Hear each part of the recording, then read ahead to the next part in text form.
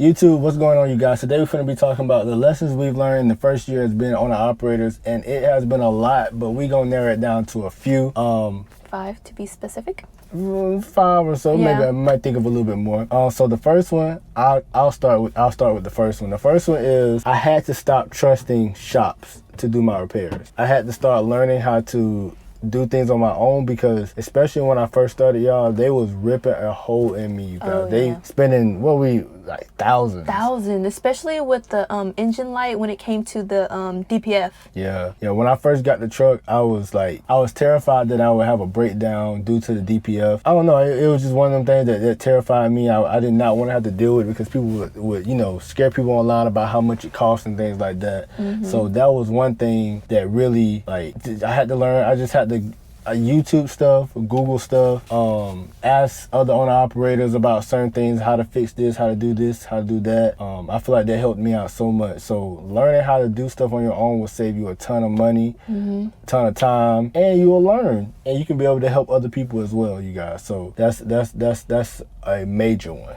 I would say also, there's a lot of things that actually can be easily fixed. How can I explain it? There are certain things that is not that difficult if you really think about it. I know Kenny changed some Kenny changed some sensors. Some of the filters that need to replace were kind of easy to do. Yup. So just little stuff, That's a good point. I didn't think about that. Little things, I feel like we as truck drivers, especially company drivers, we run into the shop for any little thing, like a light bulb or mud flap, or even a sensor, like Alicia said. Some of these sensors, bro, they just plug and play. My gear shift, I changed that out. I done changed knock sensors out on this truck. I done changed a whole bunch of sensors on this truck. Hoses. Air I replaced hoses. all my coolant hoses, all the main ones. Airbags. Yeah, airbags. We did a lot. Yeah. Just basically, we did a lot. Starting out. Yeah. And so learning how to do that stuff on your own, y'all, is very valuable, and it will save you a lot of money. And any owner operators that concur or agree with me, y'all let me know down in the comments. I know y'all know. You gotta save that money. Okay, the second one is, I'm gonna let Kenny explain this one because he does most of it, but is all right. Don't trust brokers. Oh yeah. So that's a good one. Yeah. So don't trust brokers, you guys, and I'm gonna say what I mean by that. They will lie about weight. They will lie about. It's been many times where we agreed on a rate. I would say within the last year, probably about 3 or 4 times that I agreed on a rate, and they'll send it over, and we'll look at the rate card and be like, no, that's not what we agreed on. But oh, my bad, my mistake. Tell them about the one time we had Laredo load. Yeah, Laredo. Oh my gosh, Laredo to Tennessee. I've said this in another video, but let me specify, because I think this is the one I was talking about in the single video I was talking about was just myself. I was complaining about this because they lied about the weight. They said I was, I believe, 13,000 pounds? Yeah. We picked up the load and it ended up being 30-something pounds. Was it? It was something whatever the kilograms, I think it's kilograms. Yeah, so it was supposed to be 13,000 in pounds. It was 36. Keep in mind, it was still written. It was written in pounds on our BOL in our rate con. So when we picked it up, I'm thinking to myself, okay, 13,000 pounds. I think he meant 13,000. Was it kilograms, right? Yeah, no, was it not kilograms? It gotta be kilograms. Yeah, that's what they use over there. Oh, okay. We may be wrong, but y'all get the point. Yeah. I think it was kilograms.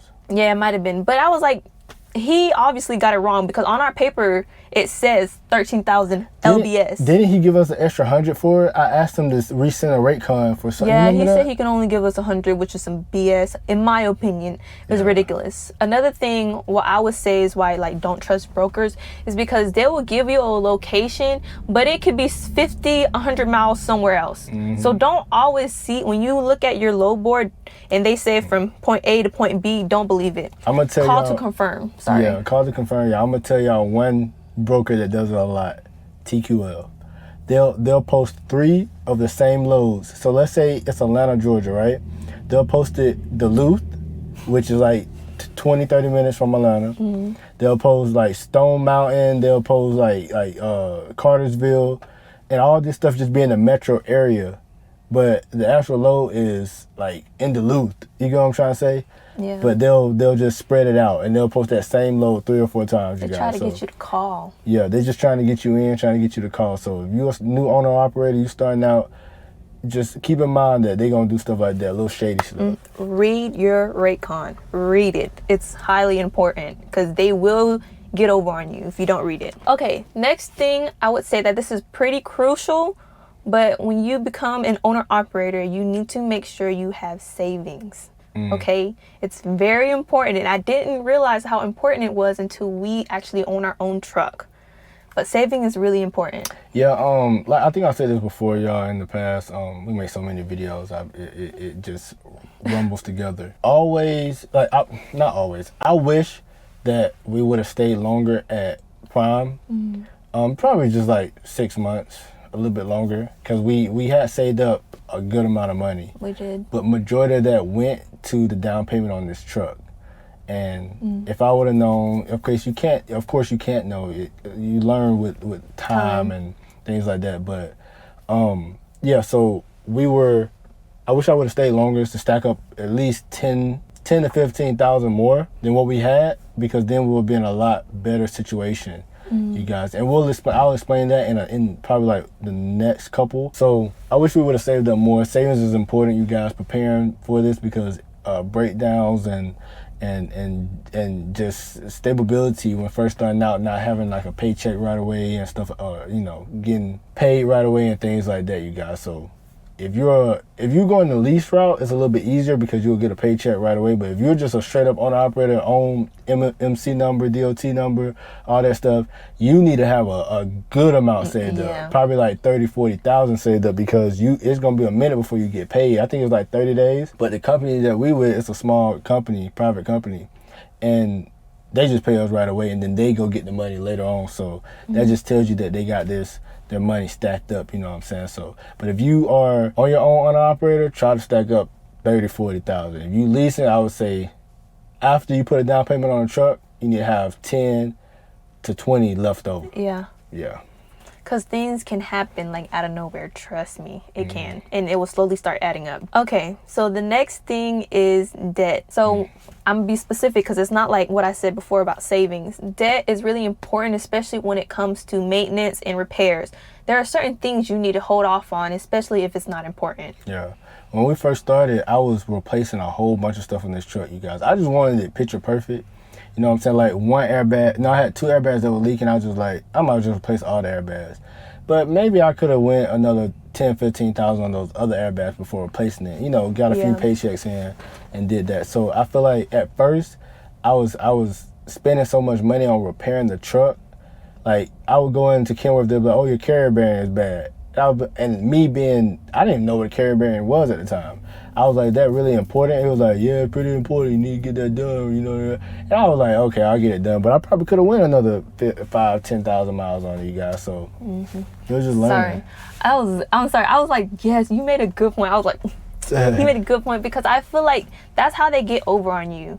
Like, I feel like they try to make you spend more money. So another thing is you need to know your truck, and you need to know your equipment. Oh. Yes. Was that even wrote down? No, I didn't even write that down. I was like, that's why I was like, yes, you're making some sense right there, because it's you need to know your truck. Yes. You need to know your equipment. You need to know your engine. You need to know. Wow, that was a good one. Yeah. Okay. I feel like that's really important as an owner operator. Yeah. If you got a Freightliner, learn everything you can about Freightliners, y'all. If you got a Kenworth, learn everything you can. So like me, when I'm on online or Instagram or whatever the case may be, whatever social media I'm on, I'm looking at Kenworth stuff. I'm not looking at stuff that go for Freightliner. I'm looking at Kenworth stuff because I have a Kenworth. I'm not looking at I'm looking at common stuff, but not really, because I have a PACCAR. Yeah. I'm looking at things that apply to me so that I can make it more relatable. I guess you could say that, you guys. But let me spin the block. Okay. So debt, it's inevitable, y'all. Y'all gonna get into debt when you in trucking, because of course you got the truck and then you got repairs, tires and stuff like that. You gonna get into debt, but just make if I ain't gonna say nobody, but every owner operator has to tackle debt. Every business owner has to tackle debt, you guys. Yes. And so that's a lesson we learned early, was the debt. I was spending so much trying to repair the truck, that you build up a lot of debt. But then you can start making money to pay it off, you guys. You'll get out of it, trust me. Basically, some things are avoidable. Yeah. Okay, so the last thing we've learned, or Kenny have learned, was how to book loads. Now, this is another thing that's really important, especially if you book your own loads. I want to get Alicia on that booking loads. We just ain't had the time yet. I mean, you have tried it though. Yeah, I have tried it. The thing is, I have like social anxiety kind of in a way. No, she don't. I do. It's like I don't know how to speak to people, and I have to prepare. Like, you know how like you have to write stuff down in order before you call someone, because I might stumble and be like, oh, like the other day I told Kenny we had to write our name and our number. I don't know why, but I could not remember my number for nothing. But yeah, y'all. So you'll get better. You'll learn it. I'll teach you. But booking loads at first, y'all, the first month, the first 3-4 months, bro, I was taking the most crappiest loads, y'all, and I had to. Now, y'all be like, no, you didn't have to. No, you didn't have to. I did have to, because I didn't know how to book loads. Yep. I didn't know how to book loads, and I had bills to pay. So you don't know how to book loads and you got bills to pay. Yes, I did my research on how to book loads, but it's no better teacher than taking action and doing something. So I was booking these loads because I just had to make money, you guys, and that's a lesson I learned, is don't take cheap freight. Sorry, excuse me. And it, like I said, it took me 3-4 months to figure that out. And then, like now, where I am today, like I told y'all in the vlog that I'm going to be posting in the next couple of days, this has been the best couple weeks that I have had booking loads, because I have gotten to a rhythm of where I need to go, what lanes to run, and I'm starting to learn it, you guys, and things just take time. And you ain't gonna learn it overnight, you guys. So if you a new owner operator getting into it, bro, you gonna make a lot of mistakes, y'all. You gonna make a lot of mistakes booking loads. But don't be upset with yourself.